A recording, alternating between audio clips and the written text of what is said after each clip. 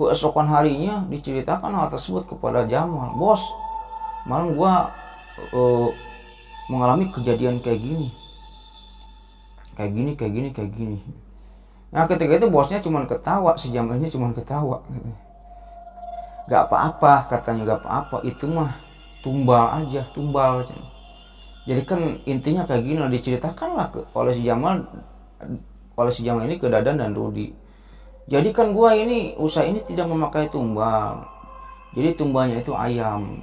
Jadi nanti setiap sebulan sekali atau sebulan 2 kali ayam-ayam kita bakal ada yang mati. Lah 20-30 ekor pasti ada yang mati.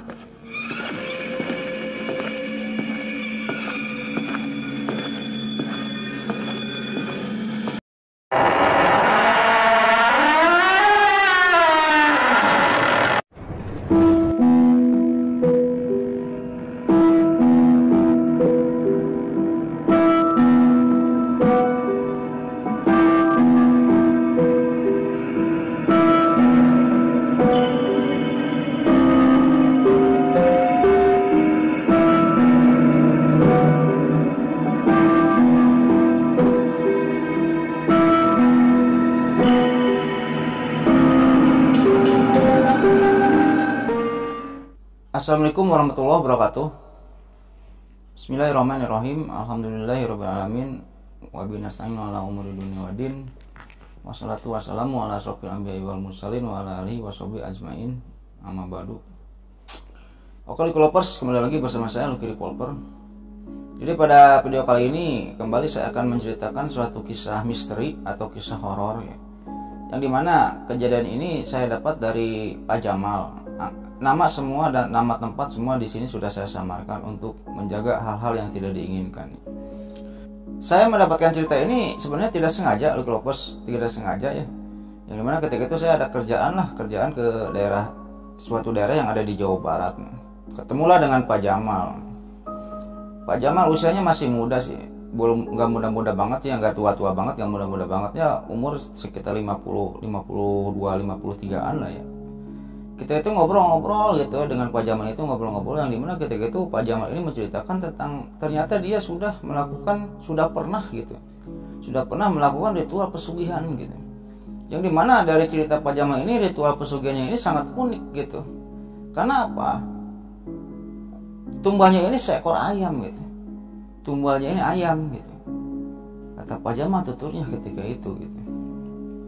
Nah bagaimana cerita serunya gitu Lucky-Lovers, cerita serunya dalam video ini ya. Mungkin sebelum lanjut ke ceritanya, bagi Lucky-Lovers semua atau bagi orang yang sedang menonton video ini yang belum subscribe dulu lah ya, subscribe dulu supaya saya tambah bersemangat untuk membuat konten selanjutnya gitu. Dan yang udah subscribe saya ucapkan banyak terima kasih. Mudah-mudahan Lucky-Lovers semua atau penonton yang sudah subscribe dibalas kebaikannya oleh Allah Subhanahu wa taala beribu-ribu kali lipat, beratus-ribu kali lipat, berjuta-juta kali lipat. Oke, kita lanjut ke ceritanya Lucky-Lovers. Nah Lucky-Lovers, sebelum melakukan ritual pesugihan, sebenarnya kehidupan Pak Jamal dengan keluarganya ini tidak miskin-miskin banget sih gitu. Ketika itu Pak Jamal ini mempunyai anak 4 orang wanita ya, yang masih kecil-kecil lah. Anak paling gede ini umurnya masih SD ya, kurang lebih umurnya kelas 5 kelas 6 lah, kelas 5 kelas 6 yang paling gede. Nah 4 orang anaknya ini anggap namanya Ayu, Dewi, Linda, dan Cindy gitu. Pak Jamal sudah menikah ketika itu, anggap istrinya namanya Jamilah lah. Nah kehidupan Pak Jamal ini tidak miskin-miskin banget. Pak Jamal ini masih mampu menyekolahkan anak-anaknya tersebut gitu. Nah, yang dimana ketika itu tapi Pak Jamal ini tidak bekerja menetap, tapi dia seorang wirausaha gitu. Yang dimana awalnya dia buka toko kelontong gitu.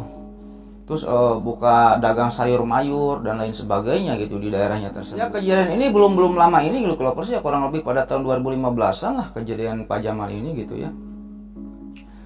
Nah ketika itu Lucky-Lovers ya, Pak Jamal ini ditelepon lah oleh teman lamanya, anggap namanya Heru lah. Waktu sedang di rumahnya ditelepon, lagi apa, lagi santai gak? Oh gua lagi santai, main dong ke rumah katanya. Singkat cerita mainlah Pak Jamal ini ke rumahnya si Heru ya, temannya si Heru gitu. Nah ketika main ke rumahnya si Heru ini punya usaha ternak ayam gitu. Jadi kandangnya ini terdapat ada yang di perkebunan, ada yang di tengah sawah gitu. Kandang-kandangnya ayam ini panjang, udah gitu dia ternak ayam lah, ayam kampung atau ayam negeri atau apa, ternak ayam lah intinya gitu. Jika cerita ngobrol lah, meluapkan rasa rindu dengan teman lamanya Pak Jamal ini dengan Heru, yang dimana ketika itu Pak Jamal ini bertanya-tanya gitu. Heru ini bertanya ke Pak Jamal, lu usaha apa mas sekarang? Ya gua mah gini aja lah, paling dagang sayur mayur terus apalah serabutan gitu. Singkat cerita ditawarkan lah, mau nggak lu usaha ayam kayak gini kayak gua, kata Heru ketika itu. Wah, gua belum pengalaman dalam usaha ayam. Akhirnya singkat cerita hari demi hari pun Pak Jamal ini diajarilah tentang ternak ayam tersebut oleh Pak Heru gitu. Diajari ternak ayam gini, caranya gini supaya ayam ini gemuk gini. Setelah diajari tertariklah Pak Jamal ini, akhirnya ternak ayam lah ketika itu. Pak Jamal ini ternak ayam. Yang dimana dari usaha pertamanya ternak ayamnya ini, Pak Jamal ini mengeluarkan budget tabungannya kurang lebih 1 M ketika itu. 1 M untuk memulai ternak ayamnya itu gitu. Singkat ceritanya tabungannya udah hampir habis lah, dipakai modal pertama untuk ternak ayam ini. Nah, setelah itu Pak Jamal ini mencari, ketika itu belum besar ya, ternak ayamnya belum besar lah, baru ada beberapa kandang ayam tapi gede kandang ayamnya gitu, panjang gitu, terletak di suatu persawahan. Ada beberapa karyawannya gitu. Pak Jamal ini merekrut 7 orang karyawan, yang dimana kita akan fokuskan kepada 2 orang karyawan, yaitu Dadan dan Rudi. Jadi dari ke-7 orang karyawannya Pak Jamal ini ada yang bernama Dadan dan Rudi gitu. Ya singkat cerita hari demi hari pun berlalu ya, Pak Jamal ini ternak ayam dan ya dijual ke pasar ya, lumayan lah dapat untung banyak ketika itu ya dari hasil penjualan ayamnya tersebut. Daging ayam, ada anak ayamnya yang dijualinya itu. Nah singkat cerita Pak Jamal ini setelah menjalani ternak ayamnya itu kurang lebih selama 1 tahun lah, sedikit demi sedikit terjadi kegagalan dalam ternak ayamnya ini, terjadi kegagalan gitu. Jadi ayamnya banyak yang mati. Akhirnya singkat cerita dari ke-7 karyawannya ini sisa 2, yang tadi Dadan sama Rudi ini gitu. Dan kandang ayamnya ini sisa 1 gitu. Besar lah kerugiannya. Anggaplah kandang ayamnya ini ketika itu terdapat 8 atau 10 kandang ayam, sisa 1 gitu. Karena ayamnya banyak yang mati ketika itu, nggak tahu kenapa. Nah setelah itu Lucky Lovers ya, Pak Jamal pun ketika itu sering berkonsultasi kepada si Heru, teman lamanya ini, si Heru. Ru, ayam gua banyak yang mati, Ru, gini katanya kan. Apanya sih yang gua yang salah di apanya gitu? Apa cara peternakannya, apa cara ngasih makannya? Yang dimana ketika itu Heru tersenyum. Heru ini tersenyum. Lu nenak ayam ngisi apa kosong katanya. Maksudnya gimana, Ru? Intinya kayak gini lah. Lu harus ngisi gitu. Lu harus ada pegangan gitu buat usaha kita sukses. Akhirnya Heru pun ketika itu mengungkapkan kepada si Jamal ini bahwa lu datangi dulu tuh Mbah Samud, ditunjukkanlah sosok seorang intinya kuncen gitu, namanya Mbah Samud gitu. Dia tinggal di suatu gunung gitu yang ada di Jawa Barat gitu. Rumahnya itu di pegunungan gitu. Lu datang lu ke sana, gak jauh-jauh amat kok. Datang ke sana, lu minta penglaris atau apa? Emang lu kayak gitu, Ru? Kata si Jamal ini. Ya gua juga sama kayak gini, lihat usaha gua sukses, kata Heru ketika itu. Akhirnya Jamal pun ketika itu berencana untuk mendatangi Mbah Samud itu gitu ya, di suatu pegunungan, di desa yang ada di pegunungan yang terletak di Jawa Barat lah gitulah ya. Diajaklah ketika itu Dadan dan Rudi oleh Jamal ini, Dadan dan si Rudi ini pegawainya ini. Dan Rud, kita pergi ke sana. Akhirnya pergilah ketika itu dengan mengendarai mobil si Jamal ini pergi. Setelah sampai ke sana, jadi si tempat tinggalnya Mbah Samud ini tidak masuk mobil mereka ditaruh di pelataran desa gitu, di sebuah desa, ditaruh, dititipin ke tukang warung. Akhirnya pergilah dia jalan kaki menuju hampir ke puncak gunung yang ditunjukkan oleh si Heru itu gitu. Jalanlah mereka bertiga ini. Yang dimana ketika itu nama Mbah Samud ini di tempat tersebut sudah tenar gitu. Ketika si Jamal ini menanyakan, Pak, kenapa Mbah Samud gitu? Orang-orang pada ngelirik dengan sinis lah, intinya kayak gitu, pada melirik dengan sinis, yang dimana akhirnya ditunjukkan rumah Mbah Samud itu oleh masyarakat di desa sekitar.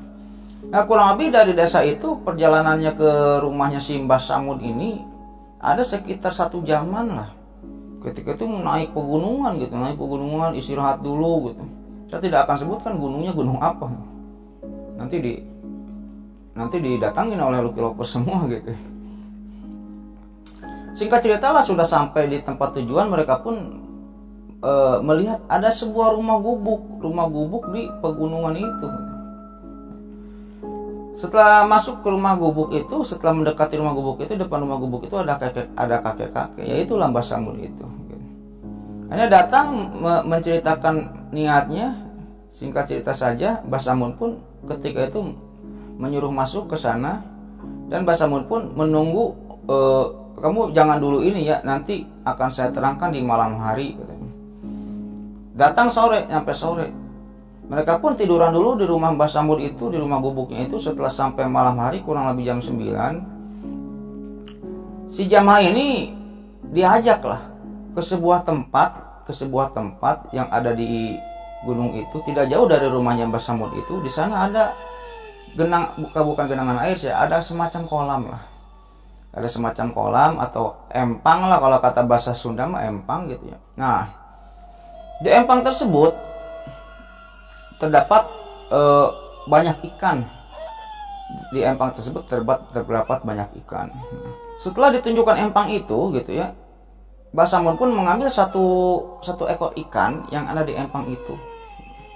Dan gini intinya ginilah, Mal, kata Mbah Samud ini, lu kalau mau kaya secara instan gitu ya, jadi intinya gini lu Klopers, jadi harus memakai tumbal. Lu potong ikan ini, misalnya bayangin seseorang yang ada hubungan darah dengan lu, kata Mbah Samud ketika itu kepada si Jamal gitu. Jadi ada harganya gitu. Kalau misalnya ibu kandung kita bayangin nih, ibu kandung kita sambil memotong ikan itu ya. Nah, nanti kita bakal dapat sekian M gitu. Anggaplah gini lah ya. Kalau ibu itu misalnya 50 M ibu gitu ya. Kalau anak kandung misalnya 40 M gitu ya. Kalau saudara atau adik atau kakak gitu misalnya 30 M. Jadi ada harga-harganya ketika itu. Inilah kekayaan secara instan, kata Mbah Samud itu. Ketika itu Dadan Rudi ini tidak setuju terhadap istilahnya keputusan yang akan Pak Jamal ambil gitu. Bos, janganlah bos lah, ini mah pesugihan bukan penglaris, katanya, kata Dadan sama Rudi ketika itu. Akhirnya Jamal pun menolak ketika itu. Bah, kirain saya dapat barang atau apa sebagai penglaris dagang atau apa, kalau ini mah kan pesugihan meureun, Bah, kata si Jamal ini. Saya nggak mau kalau ada tumbal-tumbal, kata Jamal gitu. Akhirnya pergi. Jamal ini meninggalkan empang tersebut gitu. Kolam air tersebut, pergi lah. Dan masuk lagi ke rumahnya Mbah Samud. Akhirnya ngobrol lagi dengan Mbah Samud ketika itu. Ketika ngobrol lagi, singkat cerita nanyain lah, sama pengennya penglaris, Bah, kata si Jamal ini. Ada nggak penglaris lah, istilahnya penglaris dagang atau apa, karena usaha saya sekarang ini pailit, hampir mau bangkrut gitu. Intinya tanpa ada tumbal lah, Mbah, ada nggak, Mbah, kata Jamal ketika itu. Mbah Samud pun ketika itu berpikir sejenak, yang dimana pada akhirnya Mbah Samud ini menawarkan kepada Jamal, ya kalau begitu ada penglaris kayak gitu, ada gitu. Tapi kamu kayaknya tidak seinstan gitu, tidak seinstan kalau kamu memberikan tumbal, kata si Mbah Samud ketika itu. Terus syaratnya apa? Dikasihlah syarat-syaratnya ketika itu. Ini syaratnya ini gitu. Yang dimana ketika itu menurut Jamal gitu ya, syarat yang paling berat gitu. Ya dimana ketika itu Jamal ini menganggap syarat ini tidak berat-berat amat gitu ya. Lu jangan pernah sekali-kali sholat. Ada syarat kayak gitu yang diajukan itu. Ya semacam bunga 7 rupa, anu gitu, ayam cemani atau apa gitu. Nah, syarat terakhir ini kalau pengen tidak ada tumbal tapi dia kaya, kamu jangan pernah sholat gitu. Jauhi sembahyang gitu. Jauhi zikir, Intinya kayak gitulah, intinya kayak gitu kata si Mbah Samud ketika itu. Nah ketika itu si jamaah ini berpikir, gua sholat aja nggak pernah gitu ya, sholat aja nggak pernah, ngaji nggak pernah gitu ya udahlah, diiyahin lah oleh si Jamal ketika itu, diiyahin. Nah singkat cerita, setelah diiyahin, si Mbah Samud ini si Mbah Samud ini memberikan Jamal ini sebuah kotak kecil lah, kotak kecil segede gini.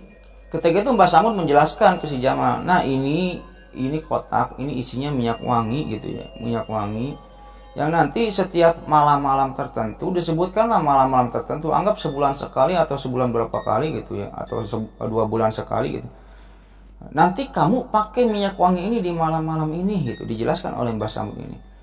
Nah setelah itu kamu bakal didatangi oleh Nyai Sekar Dewi. Disebutkan ketika itu sosok ada yang namanya Nyai Sekar Dewi katanya. Dan Nyai Sekar Dewi tersebut nantinya akan datang ke kamu. Nah setelah itu nanti kamu siapkan kamar kosong di rumah. Kamar kosong di rumah disiapkan, harus disiapkan kamar kosong yang tidak boleh dibuka oleh siapapun. Nah, di malam-malam tertentu kamu pakai minyak ini dan kamu nanti akan didatangi oleh Nyai Sekar Dewi. Kamu harus berhubungan badan dengan Nyai Sekar Dewi, kata Mbah Samud ketika itu. Lah singkat cerita diiyakan. Singkat cerita pulang lah Jamal, Dadan dan Rudi tersebut pulang ke rumahnya. Nah di tengah perjalanan si Jamal pun ngomong ke si anak buahnya itu ya, ke pegawainya itu si Dadan sama si Rudi, Rud, lu jangan ceritain ke siapa-siapa ya tentang perbuatan gua ini ya, kata Jamal ini. Oke bos, beres bos, katanya. Nah setelah sampai, singkat cerita aja, si Jamal ini membangun sebuah ruangan gitu, sebuah kamar, sebuah ruangan dekat kandang ayamnya ya, rumah bilik atau apa yang dirias gitu ya, harus dirias kayak kamar pengantin atau gimana gitu. Jadi bukan disiapkannya nggak kamar kosong lah. Nah, setelah itu sudahlah kejadian tersebut berlalu lah ya. Nah pada malam yang ditentukan, misalnya malam Jumat lah ya, misalnya malam Jumat atau malam apa, anggaplah malam Jumat lah ya. Ketika itu si Jamal pun ingat, oh ini Nyai Sekar Dewi mau datang nih. Akhirnya Jamal pun udah mandi pakai parfum yang dikasih oleh si Mbah Samud itu gitu. Setelah itu nunggu di tempat tidur. Nah ketika itu kurang lebih jam 12 malam terdengar suara kereta kencana, suara kuda gitu ya, dari atas gitu. Dari atas langit gitu, dari atas rumahnya itu, dari atas rumah biliknya yang dibangun dekat kandang ayamnya itu. Singkat cerita, penglihatan si Jamal ketika Jamal ini lihat ke atas, atap ini terbuka, nggak ada atapnya. Terlihatlah ketika itu sosok ada kereta kencana dan turun ketika itu seorang wanita turun dengan memakai baju hijau, dan tuturnya wanita itu sangat cantik sekali, seperti memakai baju kebaya, cantik wanita itu, cantik. Nah udah gitu ditanya, Anda Nyai Sekar Dewi? Kata Jamal, iya saya Nyai Sekar Dewi. Hanya ngobrol-ngobrol, setelah ngobrol-ngobrol Jamal pun ketika itu dengan si Nyai Sekar Dewi atau Jin lah ya, itu Jin ya namanya, Nyai Sekar Dewi ini melakukan hubungan suami istri. Nah setelah melakukan hubungan suami istri, singkat cerita Nyai Sekar Dewi pun pergi lagi. Nah hal tersebut pun harus dilakukan sebulan sekali pada waktu-waktu tertentu, intinya kayak gitu. Nah setelah hal tersebut terjadi gitu ya, keesokan harinya cerita Jamal ini ke Dadan dan Rudi, Rud, tadi malam gua gini-gini, dan tadi malam gua gini. Tapi 1 hari, 2 hari, 3 hari nggak ada perubahan terhadap usahanya si Jamal ini gitu. Nggak ada perubahan. Mana perubahannya sampai dengan 1 minggu gitu ya. Sampai dengan 1 minggu. Akhirnya setelah lewat 1 minggu, si Jamal ini mendapatkan telepon dari istilahnya pedagang ayam, bukan pedagang ayam sih ya, pedagang sate ya. Jadi di daerah Jamal itu ketika itu ada bos sate gitu, sate ayam gitu ya, yang lumayan cukup besar dan terkenal. Dan ketika itu si bos ini menelepon kepada si Jamal memesan ayam itu, daging ayam yang sangat banyak ketika itu, yang sangat banyak, yang dimana sate tersebut cabangnya ini udah di mana-mana. Hanya kaget gitu, Jamal ini kaget. Hanya diiyakan oleh si Jamal itu, hanya dikirim ayam yang sangat banyak oleh si Jamal. Nah, dari pesanannya si bos sate itu gitu, pesanan daging-daging ayam dari bos sate itu, akhirnya si Jamal pun meraih keuntungan yang sangat besar ketika itu dari pesanannya si bos sate itu gitu. Dan cabang-cabangnya si bos sate itu bukan di kota yang tempat tinggal si Jamal aja, di luar kotanya pun ada. Hanya sering si bos sate itu memesan, intinya gini lah, memesan daging ayam ke si Jamal gitu. Dan pada akhirnya yang Jamal ini yang tadinya kandang ayamnya cuma 1 gitu, akhirnya dibangun lagi 2, 3, 4 sampai 30 kandang ayam. Si Jamal ini memiliki 30 kandang ayam dan beberapa puluh karyawan ketika itu. Majulah usahanya si Jamal. Nah, Lucky Lovers ya, akan tetapi ketika itu setelah si Jamal ini sukses dalam usaha ayamnya ini gitu ya, karyawan-karyawannya ini banyak mengalami hal-hal mistis atau hal-hal ganjil di tempat kandang ayamnya Pak Jamal ini gitu. Kan ada yang piketnya juga gitu, ada yang nginep nanti pulang, ada yang nginep nanti libur kayak gitu. Yang dimana ketika itu hal aneh atau ganjil juga pernah dialami oleh Dadan dan Rudy gitu.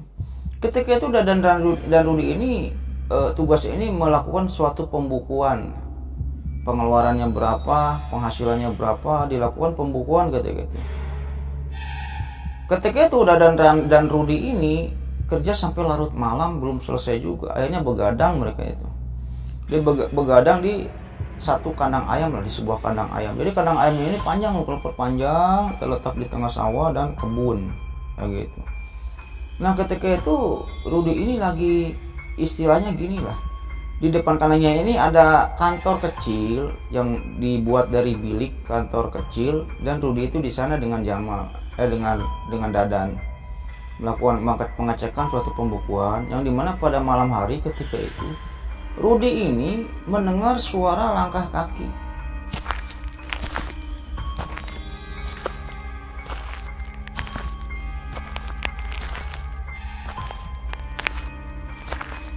Mendengar suara langkah kaki. Akan tetapi ketika dibuka dan dilihat ke arah suara langkah kaki tersebut, tidak ada orang.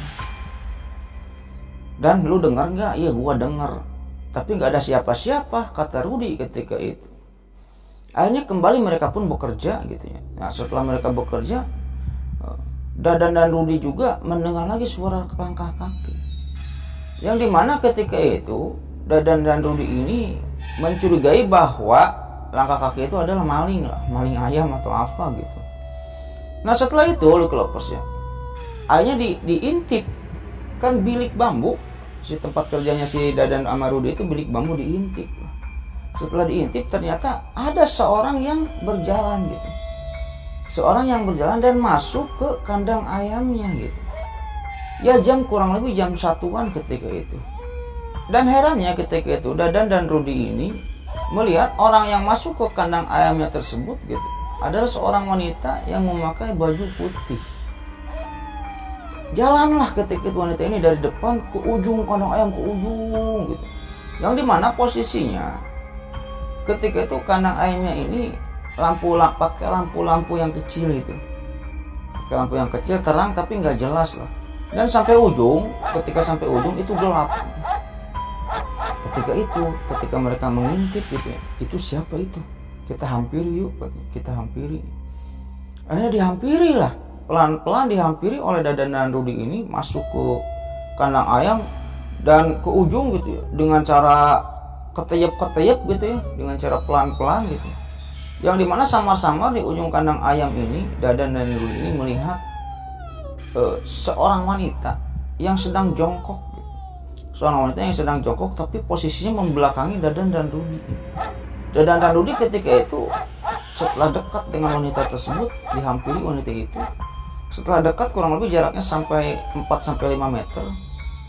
Dadan dan Rudy pun ketika itu menyalakan senter lampu. Di senter diarahkan ke sosok wanita itu yang sedang jongkok yang membelakangi mereka.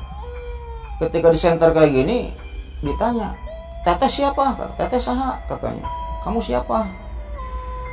Nah, ketika wanita itu memalingkan mukanya gitu, Dadan dan Rudy ini kaget karena apa? Posisi wanita itu sedang jongkok, sedang memegang ayam, dan memakan ayam itu gitu. Memakan ayam itu secara mentah-mentah gitu. Posisinya mukanya tidak menyeramkan, tapi dia makanin ayam dengan sangat lahapnya. Di sini darah semua gitu. Sontak lari, Dadan dan Rudy itu lari lah. Keesokan harinya diceritakan hal tersebut kepada Jamal. Bos, malam gua mengalami kejadian kayak gini. Nah ketika itu bosnya cuma ketawa, si Jamalnya cuma ketawa. Gak apa-apa katanya, gak apa-apa, itu mah tumbal aja. Jadi kan intinya kayak gini lah, diceritakan lah oleh si Jamal ini ke Dadan dan Rudy. Jadi kan gua ini usaha ini tidak memakai tumbal. Jadi tumbalnya itu ayam. Jadi nanti setiap sebulan sekali atau sebulan 2 kali ayam-ayam kita bakal ada yang mati. Lah 20-30 ekor pasti ada yang mati katanya. Nah itulah sebagai pengganti tumbalnya, kata Jamal ketika itu. Baru Rudy sama Dadan ini, oh pantesan. Jadi Rudy sama Dadan ini setiap bulan ini mengalami ada ayam yang mati, tapi kepalanya itu hilang. Ayam yang mati tapi perutnya ini jeruan-jeruannya hilang. Yang dimana ketika itu Dadan dan Rudy ini berpikir bahwa ayam-ayam itu mati oleh tikus atau oleh apa gitu.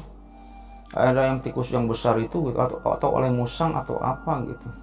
Udahlah, kejadian tersebut berlalu di Lovers ya. Ya biasa ya, Lovers ya, kegiatan si Jamal ini setiap bulannya ini didatangi oleh si sosoknya Sekar Dewi ini dan melakukan hubungan suami istri di kamar yang dipersiapkannya itu gitu. Setiap bulannya itu dilakukanlah hubungan suami istri dengan si sosok yang disebut Nyai Sekar Dewi kata. Nah, Lovers, si Jamal ini usaha kayak gitu itu udah sampai 1 tahun lah, singkat ceritanya 1 tahun. Dan Jamal pun dalam waktu 1 tahun ini mengalami untung yang sangat banyak gitu. Untung yang sangat banyak karena yaitu dari si Basamud itu gitu. Sehingga udah kandang ayamnya ini dalam 1 tahun ini meningkat pesat loh. Udah hampir 30 kandang ayam yang dimiliki oleh si Jamal ketika itu. Sampai dia bisa menyetok keluar kota daging ayamnya ini gitu. Nah di tahun pertama ada kejadian aneh yang dialami oleh Jamal gitu. Yaitu apa? Jamal ini kan istrinya si Jamilah, punya anak Ayu, Dewi, Linda, dan Cindy gitu. Masih kecil-kecil lah ketika itu, SD lah. Paling gede kelas 5, kelas 6 SD lah. Nah di tahun pertama ini Jamal ini mengalami berita duka yang sangat perihal apa? Anaknya yang paling gede, si Ayu ini meninggal. Karena apa? Ketika itu si Ayu ini lagi main-main di sungai. Dengan teman-temannya. Singkat cerita terbawa arus sungai lah. Si Ayu itu terbawa arus sungai dan tenggelam. Dan anehnya sampai saat ini pun gitu ya, si Ayu ini tidak ditemukan jasadnya. Jamal pun sedih ketika Ayu ini tenggelam. Intinya kayak gitulah. Ya akhirnya Jamal pun ketika itu berusaha untuk melupakan Ayu ini, karena ya ada 3 orang anak lagi, Dewi, Linda, Cindy. Jamal pun ketika itu menganggap Ayu ini ya kecerobohan lah, ketika itu kayak gitu, kecerobohan atau gimana lah gitu. Akhirnya Jamal pun ketika itu karena dia udah kaya, nyewalah seorang banyak pembantu yang khusus menjaga anak-anaknya. Dewi dijagain, Linda dijagain, Cindy dijagain gitu. Ketika itu anak yang paling kecil ini Cindy. Ya hari-hari pun berlalu dan Jamal pun di bulan-bulan yang telah ditentukan ini masih berhubungan dengan Nyai Sekar Dewi ini gitu. Dan usahanya ini masih lancar gitu. Tiba di tahun kedua, kembali Jamal ini mengalami berita duka. Perihal apa? Anak yang kedua, si Dewi, meninggal dengan kondisi yang sama, tenggelam. Dan dengan keadaan yang sama, jasadnya tidak ditemukan. Di sungai, ada sebuah sungai yang cukup besar ketika itu di tempatnya si Jamal ini. Akhirnya berdukalah si Jamal ketika itu. Sedih lah, intinya sedih. dimarah-marahin pembantunya gitu, kamu ngejagain ini gimana sih, gitu kan. Yang dimana ketika itu tuturnya pembantunya ini melihat, jadi Dewi ini ketika itu lagi main lah di sungai sore-sore dengan teman-temannya gitu ya. Nah ini atau penglihatan saya atau gimana gitu ya, ketika itu di tengah sungai ini ada sosok wanita yang sangat cantik gitu, yang dimana ketika itu Dewi ini jadi bukan tenggelam ya, langsung lari ke sungai, ke tengah sungai gitu, kayak lari aja, kayak menghampiri gitu, kayak menghampiri si sosok wanita itu gitu. Dan si penglihatan si pembantunya Dewi gitu, pembantunya si Jamal ini gitu ya, setelah sampai ke tengah sungai itu, si Dewi ini dipeluk oleh cewek cantik yang ada di sungai itu, dipeluk langsung tenggelam berep gitu, penglihatannya kayak gitu. Nah akhirnya Jamal ini sisa 2 orang anak, si Linda sama si Cindy, akhirnya dilarang untuk main di sungai itu gitu, anak-anaknya tersebut dilarang. Booming ketika itu ya di daerahnya Jamal ini. Nah singkat cerita sudahlah kejadian tersebut berlalu. Nah di tahun ketiga Jamal ini kembali mendapatkan berita duka, yang dimana ketika itu singkat cerita saja istrinya Jamal ini mencari-cari si Linda. Anak ini sisa 2, Linda sama Cindy, yang usianya masih kecil. Kalau Linda ini ya, si Linda ini umurnya kurang lebih 8 tahunan lah, 8 tahun 7 tahunan gitu. Kalau si Cindy masih 4 tahun atau 5 tahun lah. Istrinya ini si Jamilah, Bu Jamilah ini mencari-cari Linda gitu, Linda gak ketemu lah. Sampai akhirnya semua warga kampungnya si Jamal ini mencari-cari Linda gak ketemu pada malam hari. Linda ini sudah tidak bernyawa lagi, ada di dalam sumur gitu. Sumur yang buat nimba itu gitu loh, Kropers ya, ada di dalam sumur yang sangat dalam ketika itu. Meninggal Linda ini, yang dimana tidak ada yang mengetahui Linda ini main di sana itu gimana gitu ceritanya gitu. Tahu-tahu sudah ada di dalam sumur dan meninggal aja si Linda ini ya. Akhirnya sedih si Jamal ini, 3 anak wanitanya ini meninggal semua dengan alasan yang gak jelas gitu. Meninggal, dan aneh, meninggal ini rata setiap tahun gitu. Jamal pun gak paham ketika itu, gak paham. Nah ketika kejadiannya si Linda ini booming di desanya si Jamal ini, bahwa si Jamal ini menumbalkan anak-anaknya. Jamal ini melakukan pesugihan. Dia tuh si Jamal tuh, anak-anaknya kok tega ya ditumbalin gitu. Pantasan usahanya maju, kata masyarakat di desanya si Jamal ketika itu, Kropers gitu. Sampai pada akhirnya berita tersebut terdengar oleh teman SMA-nya si Jamal, si Ricky namanya si Ricky, anggap Ricky namanya. Nah si Ricky ini dulunya teman berantem lah, kalau zaman SMA gitu ya, Jamal ini berantem sama si Ricky berdua gitu. CS-nya teman tawuran gitu ya. Badeg lah si Ricky itu ya, nakal lah.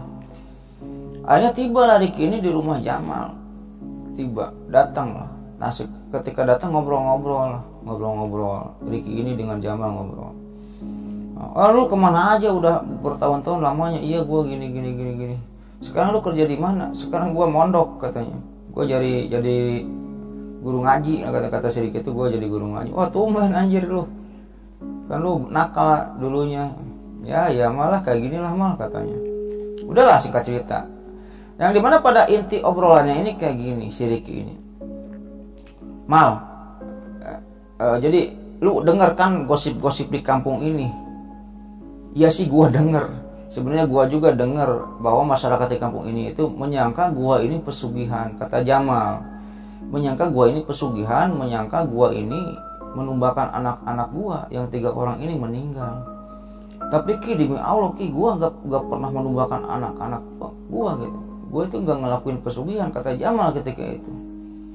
Ricky pun ketika itu diajak oleh Jamal ini melihat kandang ayamnya gitu, dan Ricky pun ketika itu Ketika Ricky melihat suatu rumah gubuk yang ada di pinggir kandang ayamnya si Jamal, dan itu tempat ritualnya si Jamal dengan Nyai Sekar Dewi itu gitu ya. Hanya Ricky pun ngomong katanya gitu, Mal, lu ini secara tidak langsung sudah menumbuhkan anak-anak lu, kayaknya kayak gitu. Maksudnya gimana Ki? Gitu. Akhirnya Jamal pun menceritakan lah tentang kejadian 3 tahun lalu yang dirinya mendatangi Mbah Samud ya. Dan oleh Mbah Samud itu awalnya ditawari Jamal ini untuk menumbuhkan orang tua yang memotong ikan itu di Kelopersnya. Tapi saya tolak Ki, saya tolak. Akhirnya saya ini Ki ingin mendapatkan suatu penglaris tanpa adanya tumbal. Akhirnya Mbah Samud ketika itu menyetujui dan memberikan 1 buah minyak wangi. Dan memang sih Ki, gue setiap bulan sekali pada hari-hari tertentu gue didatangi oleh sosok yang namanya Nyai Sekar Dewi. Kayak gitu, kata si Jamal ini menceritakan ke si Ricky, temannya itu. Dan gue emang sih gue salah melakukan hubungan suami istri di tempat itu tuh, katanya ditunjukin lah oleh si Jamal ke si Ricky. Tapi perjanjian gue dengan si Mbah Samud dan perjanjian gue dengan Nyai Sekar Dewi ini gak ada tumbal Ki, gak ada tumbal. Dan tumbalnya ini ayam gua. Jadi ayam gua kalau setiap 1 bulan sekali pasti ada yang mati, 30 ekor, 40 ekor. Nah itu tumbalnya kayak gitu. Ricky pun mendengar jawaban si Jamal ketika itu cuma senyum gitu. Ah Mal, lu mah bego-bego amat sih, kata si Ricky. Lu mah udah dijebak, lu sekarang udah masuk ke dalam ritual pesugihan yang tidak akan bisa lu hentikan gitu. Sebelum anak lu habis gitu, lu tetap kaya gitu. Tapi ntar kalau udah anak lu habis, istri lu habis, saudara-saudara lu habis, lu yang dihabisin sama sosok jinnya itu, sama sosoknya Sekar Dewi, kata Ricky ketika itu sama si Jamal gitu. Ah lu tahu dari mana Ki? Ah lu mah, katanya. Ya udah gini aja, lu mau tobat gak, kata si Ricky itu. Ya gimana? Udah gua lanjutin aja dah. Ini mah menurut gua ini bukan tumbal gitu. Anak gua ini kecelakaan biasa aja. Kekeh ketika itu ya si Jamal ini nggak nurutin nasihat si Ricky. Udah gini aja deh Mal, ini nomor telepon gua. Lu kalau ada apa-apa telepon aja gua, kata si Ricky ketika itu. Oh ya udah, katanya. Singkat cerita pulang lah si Ricky ketika itu ya, pulang. Nah setelah itu si Jamal ini kembali melakukan kegiatan-kegiatan usahanya gitu, dan tidak mempercayai bahwa anaknya yang meninggal, 3 orang anak yang meninggal itu adalah tumbal. Sebenarnya itu tumbal gitu loh, secara tidak langsung tumbal. Ini kan tipu daya iblis gitu. Akhirnya tibalah waktu yang ditentukan untuk si Jamal ini bersetubuh dengan Nyai Sekar Dewi ini gitu.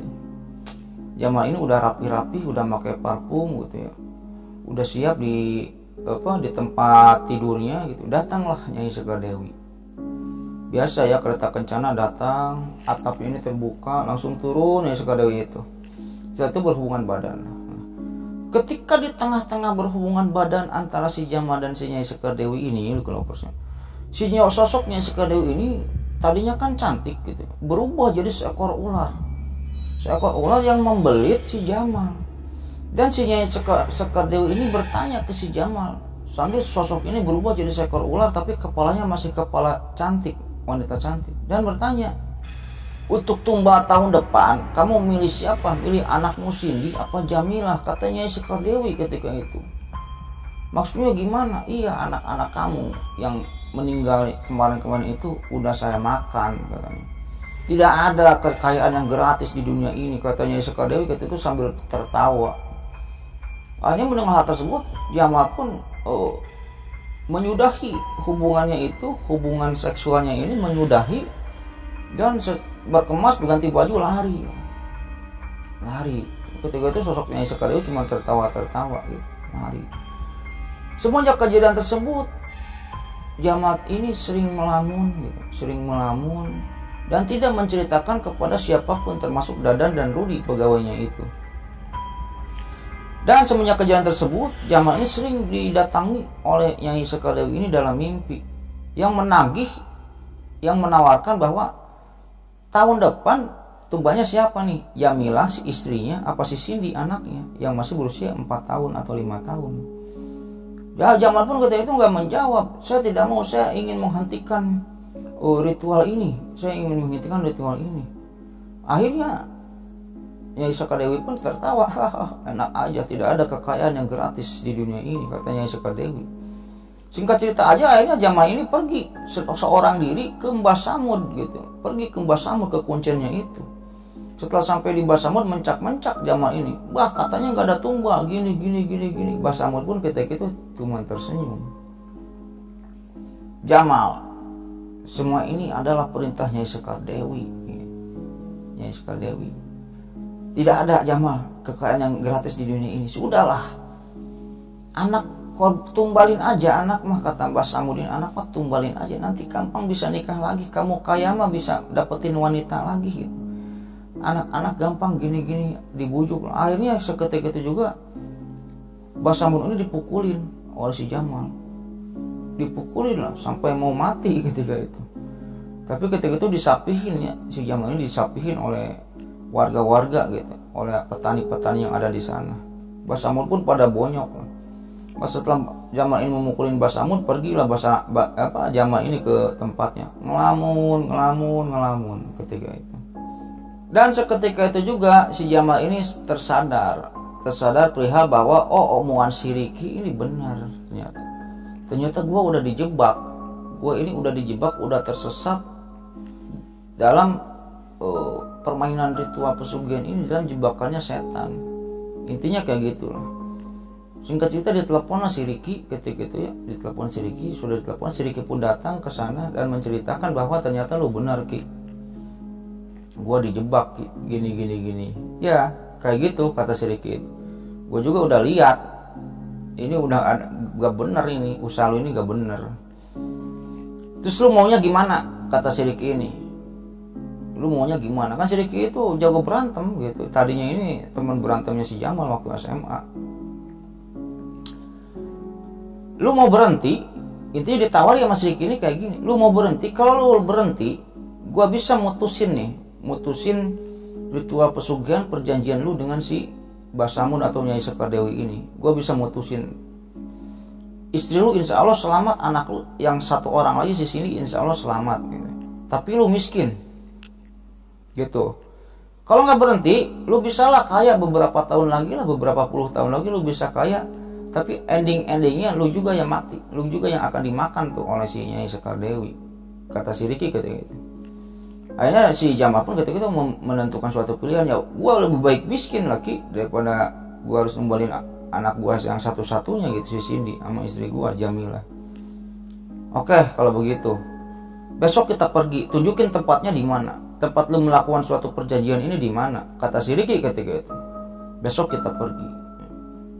Akhirnya keesokan harinya pergilah Jamal ini dengan Riki ini cuman berdua ya, si Dadan sama Rudi nggak diajak. Pergi ke sebuah gunung yang dimana ketika itu tempat Mbah Samud tinggal. Didatangi Mbah Samud ini oleh si Riki gitu. Nah, ketika Mbah Samud ini didatangi oleh si Riki, Mbah Samud ini ngelihat si Riki ini kayak ketakutan gitu, Ya si Riki ini penampilannya bukan kayak ustadz yang menurut ceritanya si Pak Jamal kepada saya. Si Riki ini penampilannya nggak kayak ustadz bersorban, pakai tasbih, nggak gitu. Penampilannya stylish si Riki ini gitu, stylish gitu. Kayak preman lah gitu. Nah ketika si Riki ini mendatangi Mbah Samud dan Mbah Samud ini melihat si Riki, Mbah Samud ini ketakutan sama si Riki ini. Gak tahu kenapa benturan Jamal ketika itu. Singkat cerita saja ini mah, diancam Mbah Samud ini sama Riki, tunjukin tempatnya Nyai Sekadewi, kalau enggak lu gua matiin, kata si Riki ke Mbah Samud ketika itu. Oh iya eyang, akan saya tunjukkan tempat Nyai Sekadewi itu. Anehnya ketika itu Mbah Samud memanggil si Riki itu eyang gitu, eyang. Jamal bingung gitu, kok dipanggil eyang gitu kan, padahal ya nggak tua-tua amat gitu. Akhirnya ditunjukilah ketika itu.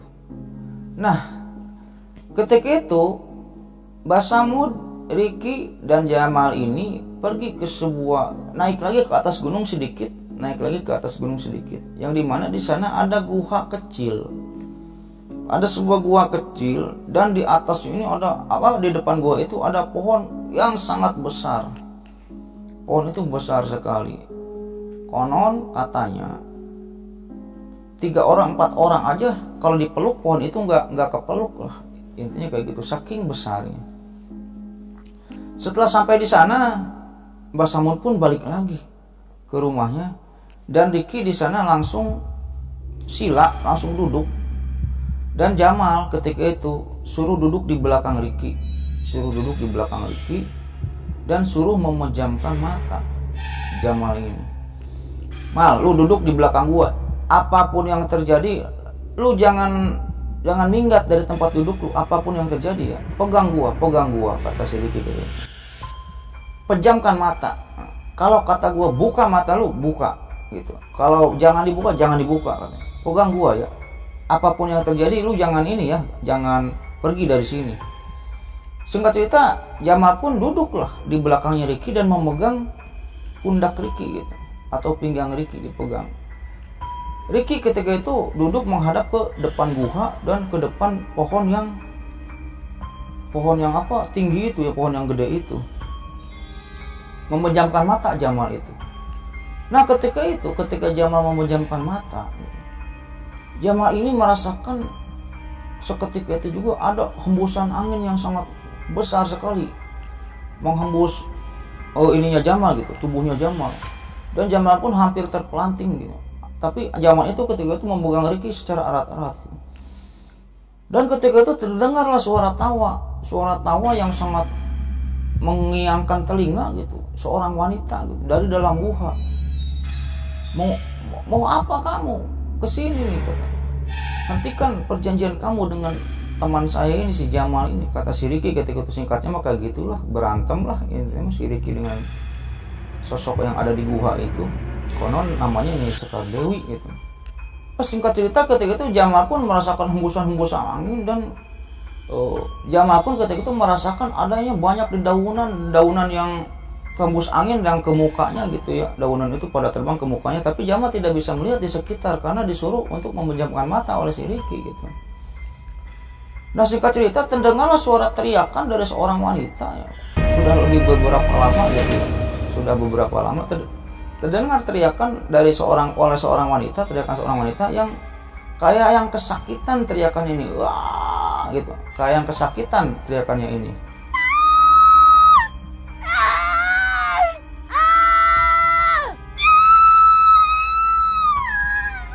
Akhirnya ada suara wanita yang meminta ampun kepada sosok Riki. Ampun, iya saya akan putuskan perjanjian ritual ini, ampun katanya. Tapi jangan bunuh saya. Kata suara yang terdengar oleh Jamal ketika itu. Dan posisinya Jamal ketika itu menutup mata gitu. Tapi ada suara kayak gitu, ampun, iya saya akan memutuskan perjanjian pesugihan ini, tapi jangan bunuh saya. Nah seketika itu juga angin itu tiba-tiba meredup. Dan suasana tiba-tiba hening. Yang dimana sebelumnya terdengar suara ledakan gitu ya. Terdengar angin hembusan yang sangat kencang gitu yang menerpa si Jamal.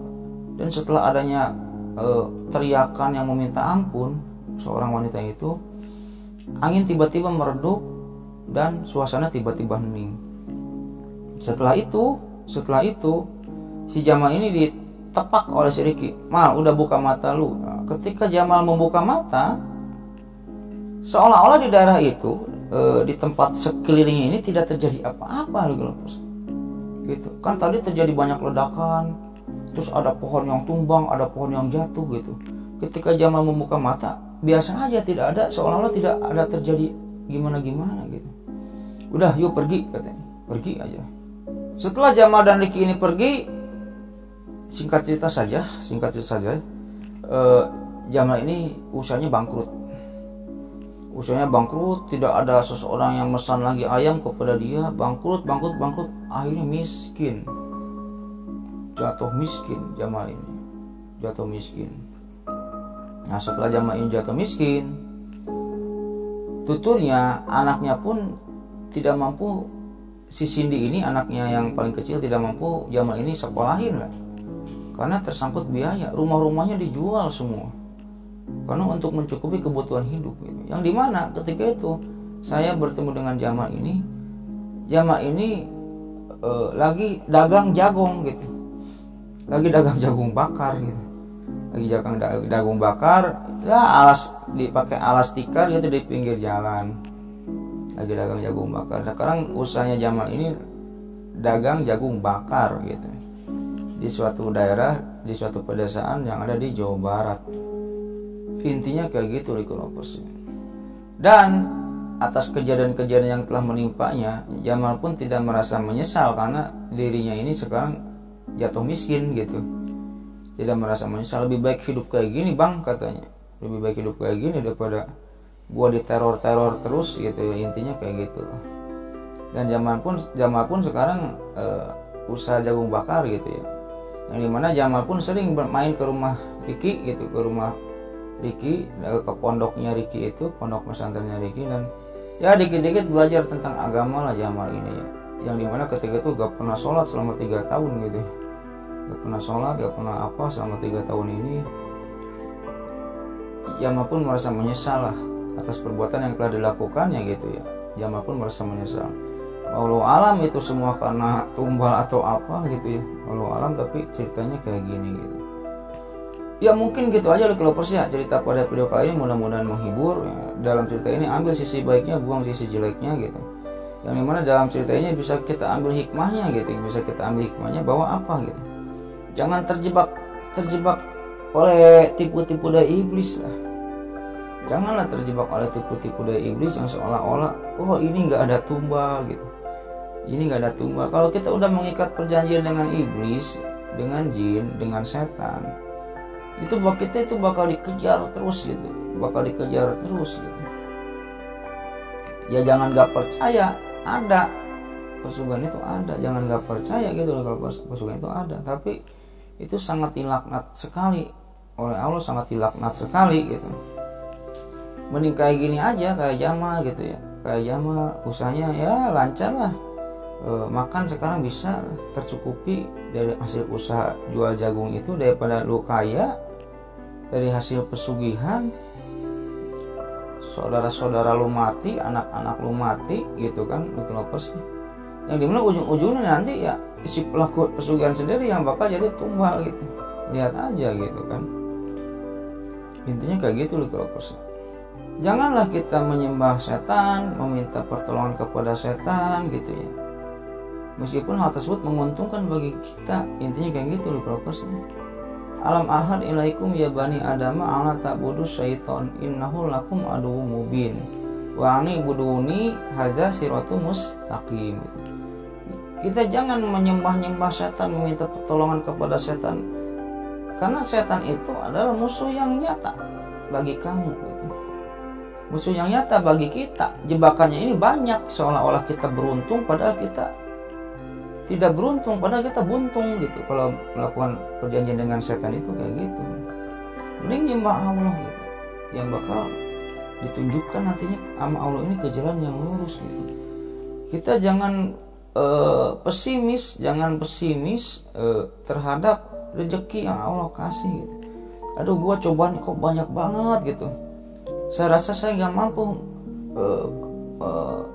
menerima cobaan ini gitu.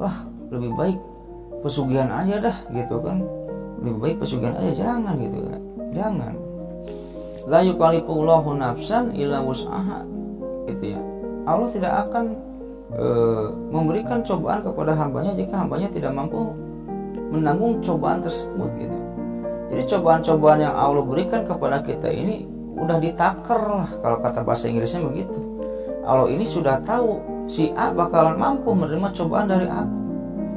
Tidak akan Allah berikan cobaan kepada tukang beca dengan cobaan yang tukang beca ini misalnya mempunyai hutang 50 miliar, nggak akan gitu. Karena Allah tahu kalau seorang tukang beca gitu ya punya hutang 50 miliar tidak akan sanggup menanggung cobaannya gitu. Ya paling kalau utang-utangnya tukang beca paling 5.000 utang kopi ke warung gitu ya. paling gitu. Kalau misalnya utangnya pengusaha ya ada 50 miliar gitu, 100 miliar utangnya seorang pengusaha gitu. Jadi Allah pun sudah menakar semua ujian-ujiannya kepada umatnya, kepada hambanya, yang akan diberikan kepada hambanya masing-masing. La yukallifullahu nafsan illa wus'aha. Intinya kayak gitu loh Kelovers. Ya mungkin gitu aja loh Kelovers ya, cerita pada video kali ini mudah-mudahan menghibur ya. Dan terima kasih kepada Kelovers semua atau orang yang sudah menonton video ini sampai dengan selesai ya. Dan sebelum saya tutup videonya, terlebih dahulu saya akan mendoakan kepada Kelovers semua gitu ya. Allahumma inna nas'aluka bi anna lakal hamdu la ilaha illa anta wa dakala syarika kal mananu badius samawati wal ard dzul jalali wal ikram ya hayyu ya qayyum. Mudah-mudahan Kelovers semua diberikan kesehatan, diberikan umur yang panjang, diberikan rezeki yang melimpah. Bagi Kelovers semua atau keluarganya yang ada yang sakit, mudah-mudahan disembuhkan dan diangkat penyakitnya oleh Allah Subhanahu wa taala. Bagi Kelovers semua atau keluarganya yang masih dalam keadaan sehat, mudah-mudahan diperpanjang nikmat sehatnya oleh Allah Subhanahu wa taala dan tidak disakitkan lagi sampai wafat. Dan bagi Kelovers semua yang belum punya jodoh, mudah-mudahan ya bagi seorang laki-laki dipertemukan jodohnya dengan seorang wanita yang cantik, yang baik, yang soleh, yang sayang kepada suami dan lain-lain.